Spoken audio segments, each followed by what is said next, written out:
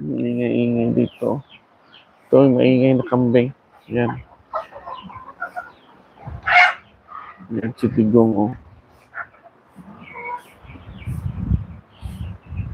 Ang kintab talaga ng skin yan ni Will Smith.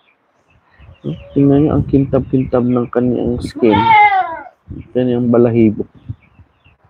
Magandang sinyalis po yan pag ganyan kasi wala yung bulate. Pag magaspang po, marami yung bulate. Pag ganyan. Dapat i-deworm yan pag magaspang yung kanilang balahibo. Pagkatapos, pag magaspang, after 1 week,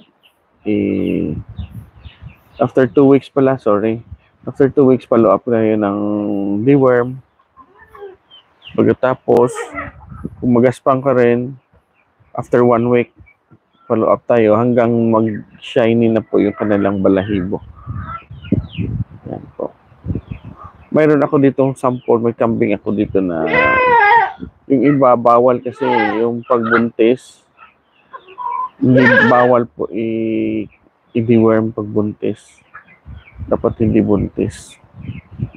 Yan po. Yan.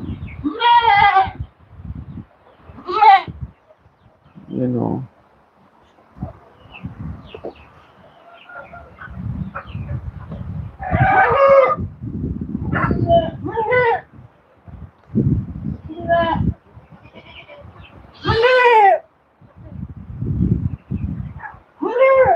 Yan, ang ingay na niya, hindi na makahintay ng feeds.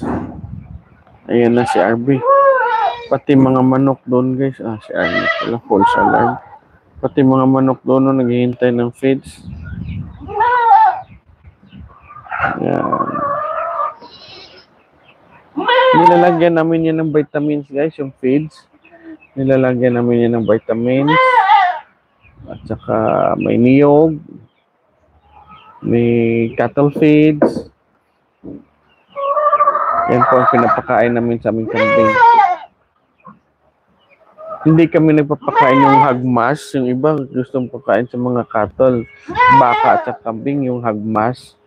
Mas mahal kasi yung hagmas eh. Mas mura yung cattle feeds. Yung cattle feeds namin dito is 1-2 lang eh. Isang sako, 50 kilos na. Kasi yung hagmas, mahal siguro. Tsaka yung pag ganyan, yung cattle feeds, pang ruminants talaga. Hindi yung pang baboy. Iba po kasi yung kuwan ng kambing at saka baka. Iba po yung intestine nila. Hindi katulad ng baboy. Kaya mas maganda cattle feeds po ipapakain, hindi yung hagmas.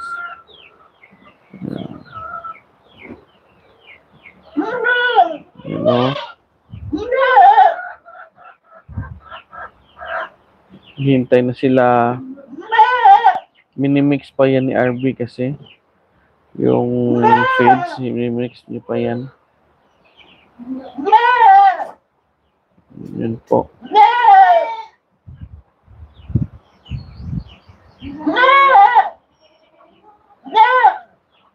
Yan o. Ang ingay nito, nagugutom na siguro to, itong itim na ito. Napakaingay niya. Yung tatlong yan, kanina pa yan nag-asusungayan. You know, kanina pa yan sila nag-aaway. O naglalaro yan. Pag ganyan. Kanina pa po yan. Doon guys, so may manok naman pumatong sa kambing, oh. You know.